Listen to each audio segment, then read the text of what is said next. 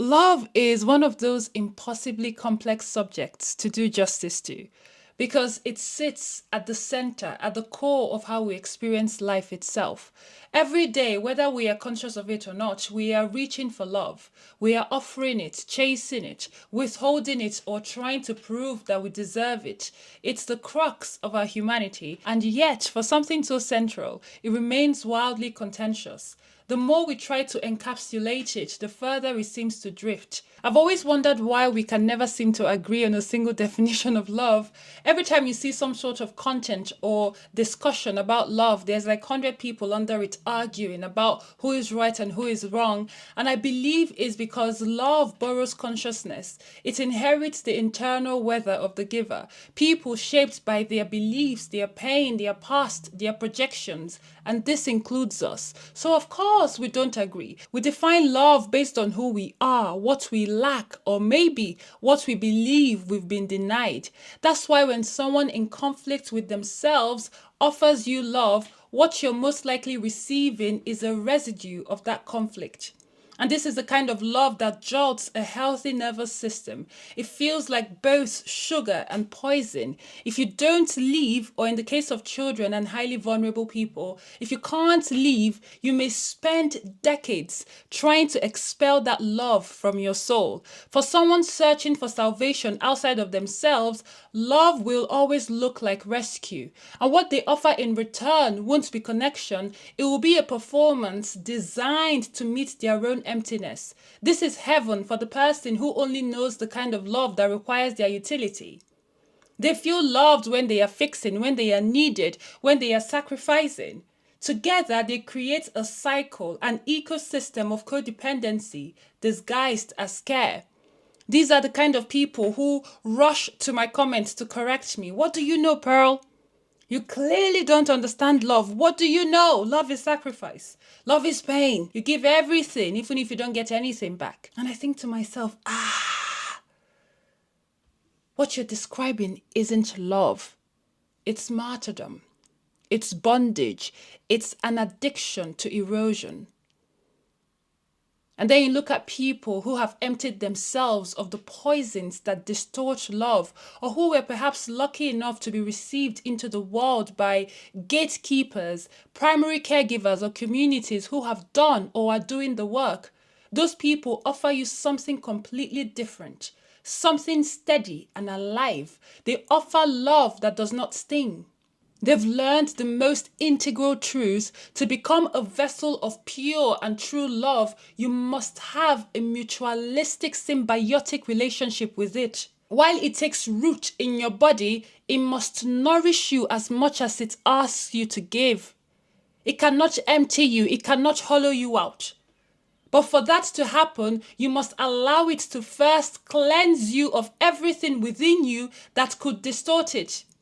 To become a clear channel, you must first become both student and beneficiary. To be a student of love is to unlearn everything you think you know about it. It's asking where your concept of it came from, who it came from, and what it truly serves. To be its beneficiary is to let love tend to you before you rush to perform it for others. Too many of us want to give before we've received, to pour before we've been filled. That's how we've ended up with a series of broken people breaking others in the name of love. Now I could sit here and pretend I figured it all out, but that would make me a liar. I wasn't introduced to love in its pure form. I've had to rewire my understanding of it piece by piece, and I'm still learning. Because if you've never received real love, never seen it modeled for you, how do you become a true vessel of it? How do you carry something you've never held? And more importantly, how do you benefit from it so that what you offer isn't laced with need or survival? Over the years, I've ruminated on these questions again and again.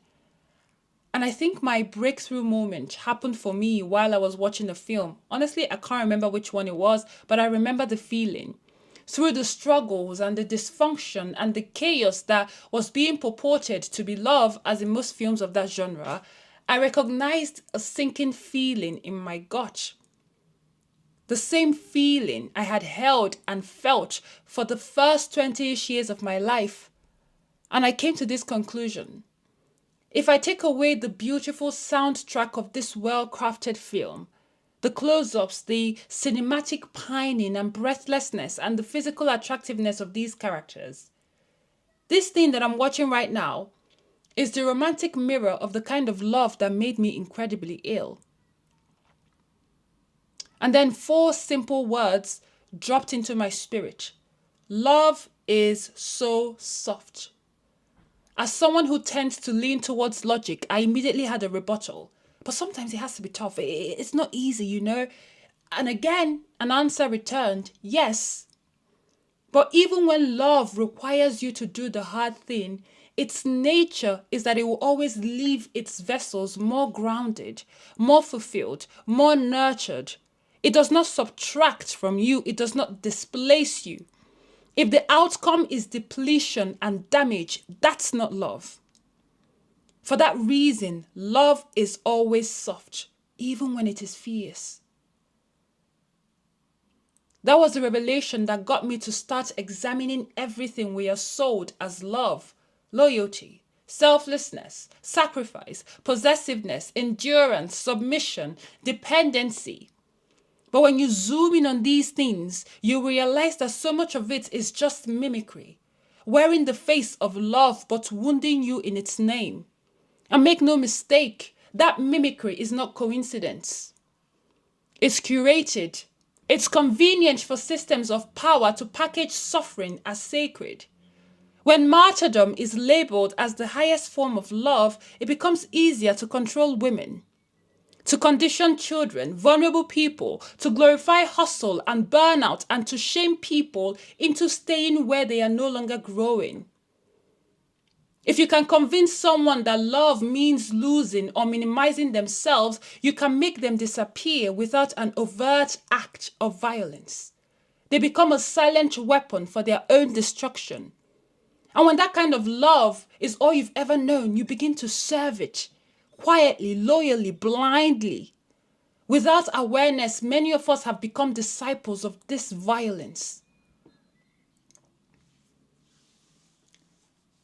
I think one of the first things that I had to challenge in relation to love was this idea of loyalty.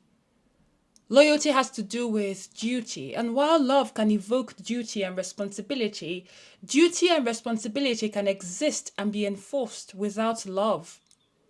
When we observe reality, we see that the expectation of loyalty has, time and time again, been used to detain and punish people.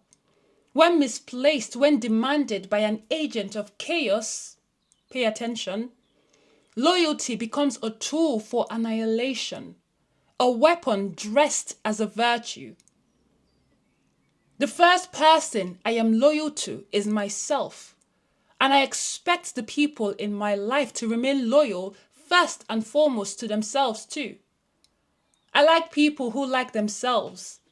I respect people who respect themselves. I want to be close to people who won't betray me or hurt me, not because they like me, no, but because that's just who they are. The kind of people who wouldn't harm or betray a stranger on the streets either. They are loyal to their own creed, their own way of being, and that in turn makes them trustworthy. Because it has nothing to do with me and everything to do with their relationship with themselves. I don't need to micromanage their behavior. I just have to trust myself and then trust them to be themselves. And this changes everything. It means that when I enter relationships with people like this, our love, our bond, isn't built on holes or wounds we are hoping to patch through one another, but on a mutual commitment to care for ourselves first and to allow that care to inform how we nurture our union. Nobody disappears, nobody diminishes, we all stay whole. Imagine what the world could be, if instead of searching for people to give us something, we sought after those people who already embody the values we hold sacred. Not as a promise, but as a natural way of being. When you are loyal to yourself, you don't need to chase loyalty in other people. No, you simply observe. Are they loyal to themselves? Because someone who can't honor their own truth will never honor yours. I don't need anybody to swear loyalty to me. The hell? I just need to know that they are anchored in who they are and that they will show up from that place. Simple. The second thing I had to challenge was this idea that the nature of love is selfless. Oof, this is a big one. And while I understand the appeal, selflessness sounds generous, even divine. But when we look at the results of so-called selfless love, we often find a trail of emptiness. The recipient, depending on who they are, feels smothered, sometimes indebted. If they're abusive, they take advantage. Then you see the giver, very sweet on the outside, but beneath the surface they are simmering, bubbling with unmet needs, repressed desires, and resentment. Because when you strip away your identity in the name of love, when you abandon yourself while calling it selfless, it's not love you are offering, it's captivity. If you want a real-life example of this, gather around all those people whose parents and caregivers were saying things like, "You are my everything. I do everything for you. I gave up everything for you. I will die for you." Those people whose parents supposedly stayed in abusive relationships for them, ask them if that version of love was healing or in fact haunting. I'm almost certain the latter is the case. I know this may be uncomfortable to hear. I tell you, it's uncomfortable to say.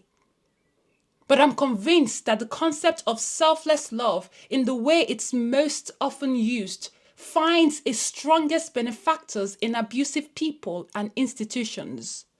This is where we must learn to distinguish between choiceful selfless giving and selfless love.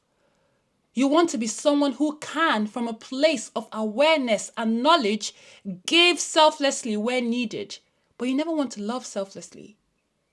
Because if love excludes you, it cannot be love. It can't. No. To love in a way that heals rather than harms, in a way that does not require the erosion of any participating entities, you must come to understand that love in its truest form can only be extended. And to extend anything, your care, your presence, your grace, you must first possess it. You must know it. You must live it. You cannot offer wholeness if you've never claimed it for yourself, because to offer anything consciously, to give it with integrity, you must first be in relationship with it. To extend a hand to you, I must be aware of my hand and its purpose. This is why a chunk of ancient wisdom points to loving others as we love ourselves, to treating people with the kindness we expect. It's not just poetic fluff. It's a law rooted in our veins. This is the reason why my first instinct every single time for people who don't love themselves is to run for the hills. And I'm sorry to say, every time I've ignored that instinct, I've suffered.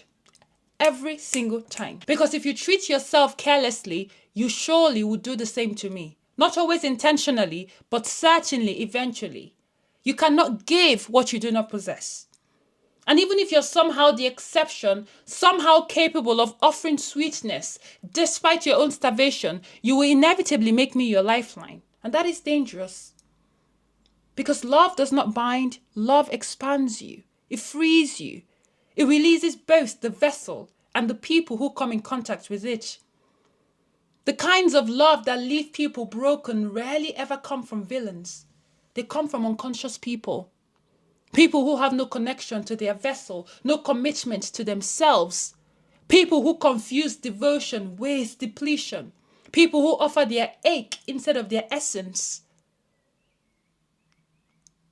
I believe one of the best ways to understand a subject is to identify the things that hinder it. We all know that love is kind and compassionate, but those two things are not possible without boundaries. The kindest people in the world are those who know where they start and end and where others begin. I cannot do what those people who have come before me haven't done by pretending that I've decoded this whole thing. Not at all. I'm just inviting you. When in doubt, Ask, does this help me grow? Us grow? Them grow? Does this nourish these bonds and the hearts that exist within it? That's the question love will ask. I think of the wording of things like ride or die and remain baffled as to why we continue to link love to death and demise when its nature is life-giving. Why do I have to die for my love to pack a punch? This is the foundation of systems that benefit from self-neglect. You hear it in the tales of ever-giving people who did everything for everyone, yet the stories are never about their personhood, only about their utility. But of course, this sounds like love to a person who has no concept of themselves outside of being a tool. So hearing me say things like you are worthy simply because you exist becomes triggering. Because if they have to work their hearts and bones off to be valued, how dare I suggest that others can get it just by being? How dare I, this random woman on the internet, suggest that they are wasting their time? I get it.